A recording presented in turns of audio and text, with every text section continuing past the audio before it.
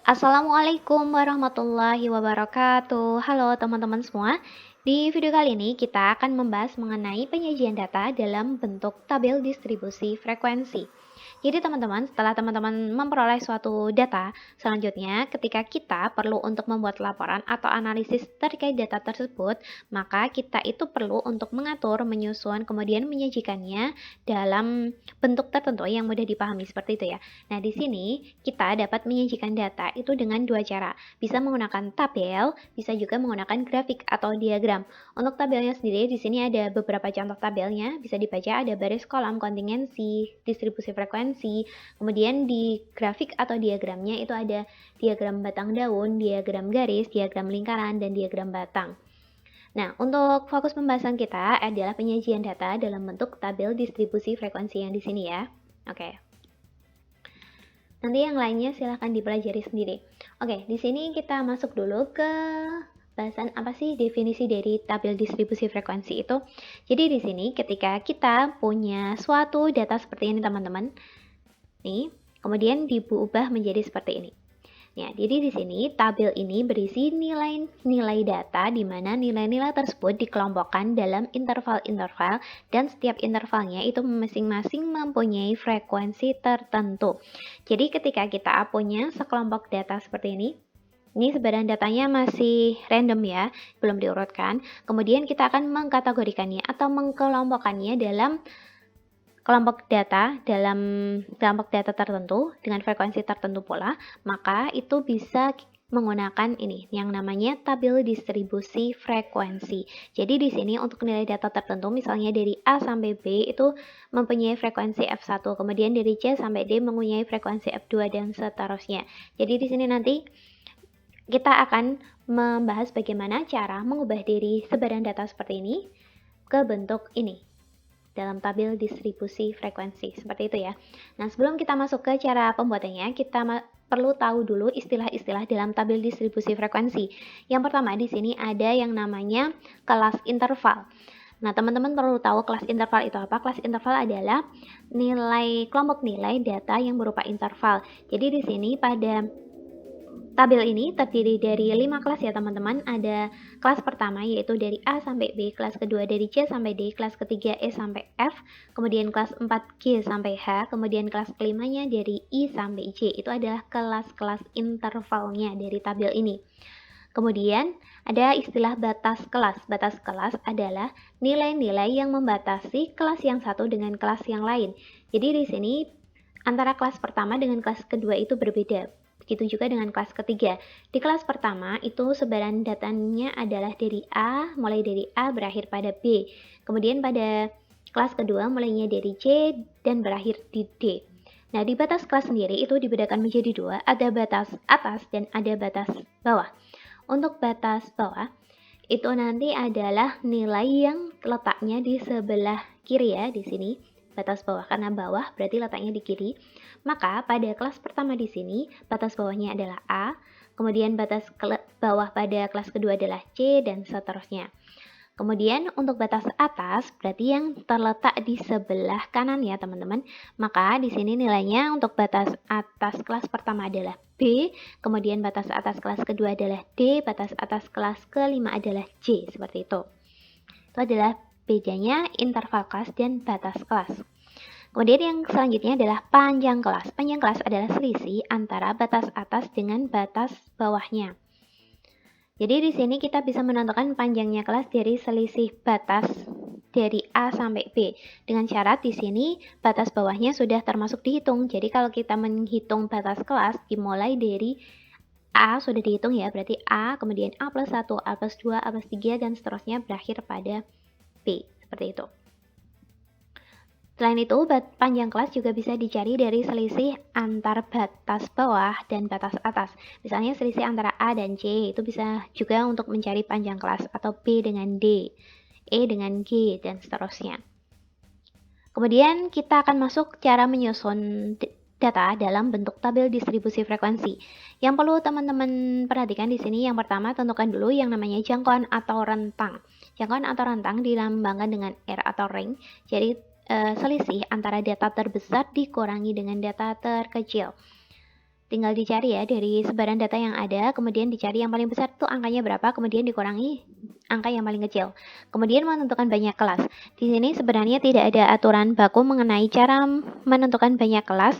Itu tergantung dari kebutuhan masing-masing. Biasanya umumnya digunakan 5-10 kelas. Dan di sini untuk pedoman penentuan banyak kelasnya biasanya digunakan aturan Sturges. Sturges di sini mengatakan bahwa banyak kelas ditentukan dengan K, lambang K itu adalah 1 ditambah 3,3 log N. Log N di sini N-nya menyatakan banyaknya data yang diketahui. Kemudian yang ketiganya, teman-teman tentukan panjang kelasnya. Panjang kelas adalah nilai dari rentang di langkah pertama dibagi dengan banyaknya kelas di langkah kedua. Nah, berarti rumusnya adalah P sama dengan R per K. Itu adalah nilai dari panjang kelasnya. Kemudian yang keempat, menentukan batas bawah kelas pertama. Jadi yang langkah 4 itu kita menentukan batas-batas kelas dimulai dari penentuan batas bawah kelas pertama. Nah, untuk batas bawah kelas pertama itu bisa teman-teman ambil dari data terkecil atau bisa juga dari data yang lebih kecil dari data terkecil. Misalnya data terkecilnya pada soal adalah 30, maka bisa dimulai dari 29 atau 28 seperti itu. Kemudian masukkan semua data ke dalam kelas interval. Nah, di sini untuk memasukkan datanya, teman-teman nanti bisa menggunakan turus atau tali yang bisa membantu untuk mensubstitusikan datanya ke dalam tabel seperti itu. Oke, di sini diketahui ada soal seperti ini. Diketahui nilai dari ujian statistika 30 mahasiswa, kita diminta untuk menentukan tabel distribusi frekuensinya. Oke, kita akan mulai membuat tabel distribusi frekuensinya. Oke.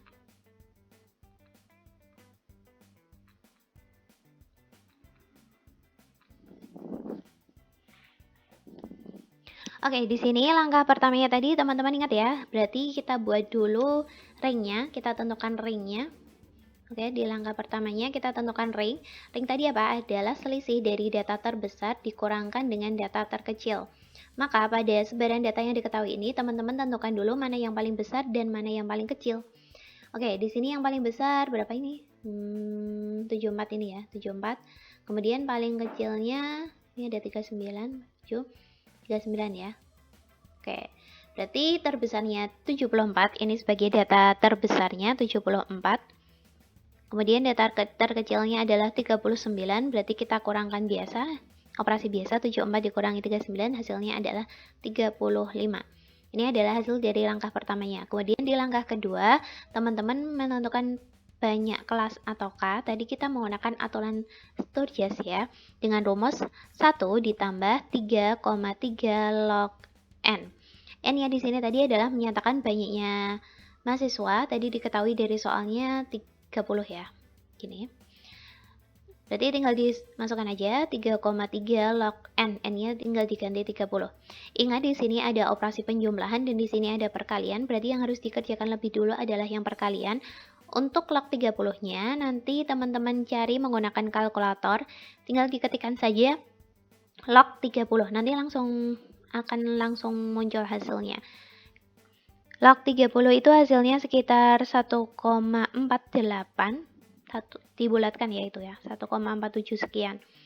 Ini dibulatkan jadi 1,48, kemudian dikalikan dengan 3,3 dulu, baru dijumlahkan dengan 1. Itu hasilnya adalah 4,87, itu hasil pembulatan juga. 4,87, maka di sini hasil akhirnya adalah 5,87. Seperti ini teman-teman. Di sini kan panjang kelasnya berupa bilangan desimal ya, maka kita perlu membulatkannya. Untuk pembulatannya bisa dibulatkan ke atas atau ke bawah, tapi lebih baik dibulatkan ke atas saja, karena ketika kita bulatkan ke bawah memungkinkan nanti kelasnya akan kurang, maka datanya bisa saja tidak tercakup semua dalam tabel distribusi. Maka di sini K-nya kita pilih pembulatan ke atas, berarti dibulatkan ke atas jadi 6 ya. Oke, langkah ketiganya berarti tentukan panjang kelas. Panjang kelas tadi adalah pembagian dari langkah pertama dibagi langkah kedua, R per K. R-nya adalah 35, kemudian K-nya adalah 6, maka hasil pembagian dari 35 dibagi 6 adalah 5,83. 5,83 juga sama, kita bulatkan juga. Berarti di sini bulatkannya ke atas juga ya teman-teman. Berarti P-nya 6 juga. Berarti kita ketemu K-nya nilainya 6, P-nya 6. Berarti banyak kelasnya nanti dari tabel yang akan kita buat itu ada 6. 6 kelas. Seperti itu. Kemudian panjang tiap kelasnya itu adalah 6. Langkah keempatnya tadi adalah menentukan batas kelas. Untuk batas kelasnya bisa dimulai dari batas bawah dari kelas pertama. Oke, batas bawah dari kelas pertama. Ini kita tentukan dulu ya, batas bawah. Di kelas pertama berarti kita ambil data terkecil atau yang lebih kecil. Di sini yang paling kecil 39. Nah, teman-teman bisa langsung pakai 39 ini atau sebelum 39 juga boleh 38, 37. Tapi saya mau pakai langsung aja. 39 langsung kita pakai. Nah, kemudian kita cari batas, ini kan batas bawah kelas pertama, kemudian bisa dilanjutkan dengan batas bawah kelas kedua, ketiga, dan seterusnya sampai ke 6. Kemudian ke sini, itu ditambahkan dengan panjang kelasnya. Panjang kelasnya tadi kan 6 kan, per plus P, berarti di sini ditambah 6, berarti 39 turun sampai ditambah 6, berarti 45. Terus ini ke bawah lagi, berarti ditambah 6 lagi, berarti 51, kemudian ditambah 6 lagi berarti 57, kemudian ditambah 6 lagi berarti 63, tambah 6 lagi berarti 69, sama semua ya, ini tambah 6 tambah 6 tambah 6. Jadi untuk batas bawahnya selisih antara batas bawah kelas pertama dengan kelas kedua, 2 dengan 3 dan seterusnya itu adalah P atau panjang kelasnya. Selanjutnya kita cari batas atasnya untuk di kelas pertamanya dulu ya. Untuk batas atas di kelas pertamanya berarti dimulainya dari 39. Ingat tadi untuk definisi panjang kelasnya itu dimulai dari batas bawah sudah dihitung. Berarti selisih antara batas atas dan batas bawah di mana batas bawahnya itu sudah mulai dihitung. Berarti kita mulai menghitungnya itu dari 39. 39 itu sudah mulai dihitung teman-teman. Berarti 39, 40, 41, 42, 43, 44. Ini berarti panjangnya 6 kan? 1, 2, 3, 4, 5, 6. Berarti ini udah kita dapat peroleh panjangnya itu 6. Berarti ini berakhir di 44. Atau di sini untuk lebih gampangnya teman-teman bisa mengkurangkan dari panjang kelasnya dikurangin 1 aja. Berarti ini ke sini itu rumusnya jadi P-1. Berarti kalau 45 berarti sampai berapa? Berarti dikurang ditambah 5 ya, 4 kan karena P-nya 6 kan, dikurangi 1 berarti 5. Berarti ini ke sini itu plus 5 aja gitu. Berarti 50, seperti itu kan. Ini ke sini juga plus 5, berarti 56. Ini ke sini juga ditambah 5, berarti 62. Ini ke sini pun juga ditambah 5, berarti 68 dan yang terakhir sampai 74. Kemudian dari kelas interval ini sudah sesuai ya, ada 6 kelas, 1, 2, 3, 4, 5, 6, sudah sesuai. Kemudian kita cek apakah data terbesar dan terkecilnya sudah masuk semua. Ya, ini data terkecilnya di sini 39, sesuai kan. Kemudian data terbesarnya 74, berarti tabel urutan kelompok datanya sudah sesuai. Kemudian kita tinggal memasukkan sebaran datanya ini ke dalam kelompok-kelompok yang sudah kita tentukan ini teman-teman. Ini nanti bisa dirapikan dengan kita membuat tabel. Seperti ini, dibuat tabel. Yang pertama ini menyatakan nilainya tadi ya, rentang nilainya. Kemudian di sini untuk memasukkan sebaran datanya di sini kita menggunakan tali atau torus, yaitu seperti lidi-lidi itu. Terus nanti baru diubah ke frekuensi dalam bentuk angka. Oke, langkahnya mengubahnya. Jadi di sini kita bisa lihat dari nilainya ini ke bentuk baris atau kolom. Ini lebih mudah dibaca dalam bentuk kolom ya. Misalnya kita lihat di kolom pertama. Di kolom pertama itu angka pertama 74. Nah, 74 ini masuk di kategori yang mana? Nah, ternyata kan masih di kategori 69 sampai 74. Jadi angka 74 itu akan ada di sini. Maka kita buat garis satu lidi di sini yang menyatakan mewakili angka 74 ini. Kemudian angka selanjutnya adalah 69. 69 itu juga masuk di sini kan teman-teman. Ini ada angka 69, berarti ini kita buat satu lidi lagi. Kemudian angka ketiganya 51. 51 mana ini ya? Nah, kita buat satu lidi di sini. Oke, berarti selesai ya di kolom pertamanya. Kemudian kita lanjut ke kolom keduanya. Itu ada angka 63. 63 berarti ini yang memuat 63, satu garis. Kemudian 45 di sini, 70 di kelas terakhir ya. Nah, begitu teman-teman seterusnya sampai nanti yang kelas yang terakhir ini. Nah, itu nanti teman-teman boleh bacanya itu per baris gini, berarti 3 baris, atau per kolom seperti ini juga boleh. Terserah, yang penting semua datanya itu bisa masuk ke sini. Seperti itu caranya. Oke, di sini setelah kita urutkan satu-satu seperti tadi, kemudian kita peroleh hasil tali atau torusnya seperti ini teman-teman. Tinggal kita ubah ke bentuk angka untuk menyatakan frekuensinya. Jadi di sini ada 3 lidi, berarti tulis aja 3. Kemudian di sini ada 5, 7, 6, 5, 4. Oke. Kemudian kita jumlahkan teman-teman, apakah hasilnya itu 30 atau tidak. Kalau kurang dari 30 atau lebih dari 30 berarti kemungkinan ada yang salah. Kita jumlahin ya. 10, 20, 30. 30.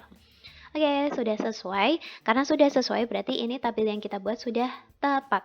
Berarti di sini kita dapat interpretasikan bahwa untuk kelompok nilai 39 sampai 44 itu ada 3 mahasiswa, kemudian 45 sampai 50 ada 5 mahasiswa, 51 sampai 56 7 mahasiswa, 57 sampai 62 6 mahasiswa, 63 sampai 68 5 mahasiswa, dan 69 sampai 74 ada 4 mahasiswa. Seperti itu teman-teman cara mengubah dari sebaran data yang seperti ini ke dalam bentuk data kelompok dengan frekuensi tertentu seperti ini. Semoga bisa dipahami. Terima kasih. Wassalamualaikum warahmatullahi wabarakatuh.